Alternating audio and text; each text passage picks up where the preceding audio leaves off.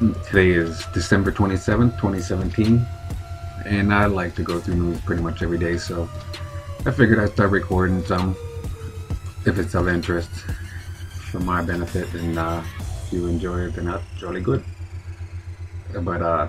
So I go to the Judge report this morning, and this is what we're gonna see. MasterCard, the biggest Christmas in history. That should give you a little bit of pause, right? Because that just means people are running up debt. I understand that people are feeling a little bit better about the economy, but you got to kind of wonder about where the extra money is coming from. But out of Chicago, it says MasterCard says shoppers have spent $800 billion during the season, most ever than before. So people are pretty excited about, I don't know if it's about a tax cut or just direction of the future or the regulations or just overall in general, but no matter how much this Operation Mockingbird media tries to push this economy down by attacking Trump, people are excited, and for good reason. I mean, you're looking at corporate tax rates going to be 21%. That's just going to drive in a lot of businesses. I mean, we got basically NAFTA's gone, so we got a lower tax rate than Mexico and Canada. But I digress. They're saying that between November 1st and the 24th, online shopping rose 4.9%. Not too shabby. JCPenney rose 7.6%.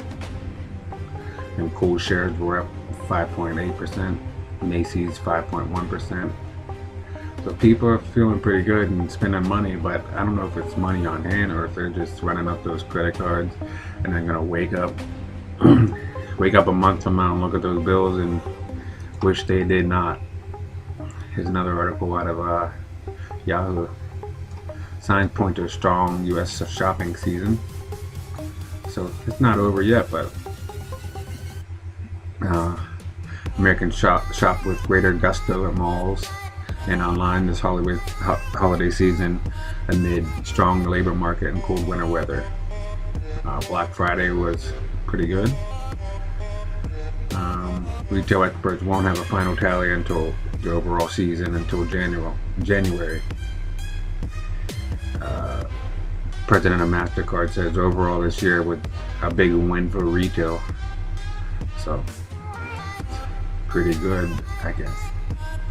Another article out of Bloomberg. The world's wealthiest became $1 trillion richer in 2017. You gotta remember, we're still operating under the Obama economy. So I think that's kind of where we're at right now. Richest fortunes rise 23% this year to top 5 trillion.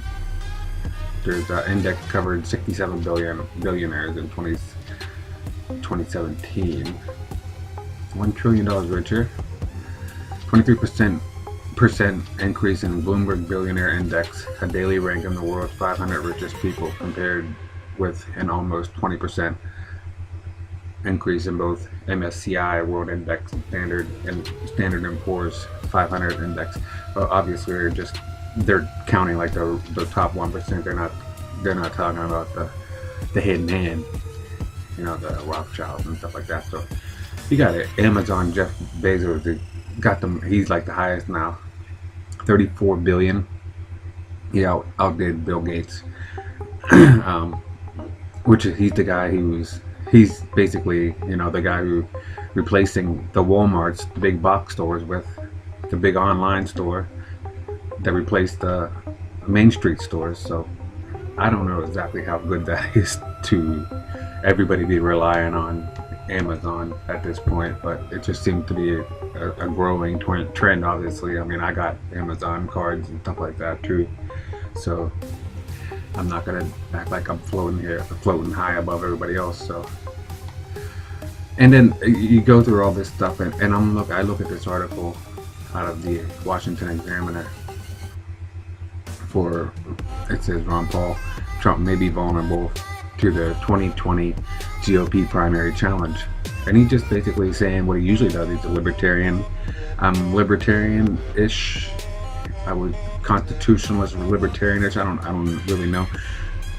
I'm on the right side of I don't know, right wing. I wouldn't really say that, but I lean right on a scale of liberty versus total liberty, which is anarchy, versus total slavery, which is with communism. I'm on the right side of center there, so that's why I would say I'm on the right side. I wouldn't consider myself right wing. But he said that they're basically he thinks that it's a bit of an illusion. We deal in illusions, man. None of it is true. And that debt, inflation, and inequality could cause turmoil that benefits the hardcore nucleus of libertarians.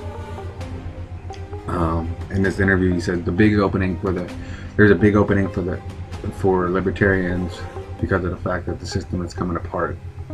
We're on the verge of something like what happened in '89, and the Soviet system just collapsed. I'm hoping our system comes apart as gracefully as the Soviet Union.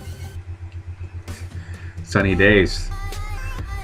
We have ownership. He's talked about all these wars that we're going through, and of course I'm against these foreign wars, and Trump did also talk about ending these foreign wars. So we just don't know to what extent he's actually in charge, because I'm already hearing this week that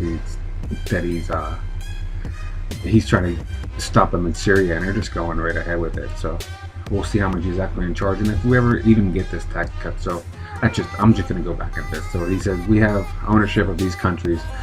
It's not like the Soviets did. I think our stature in the world and our empire will end.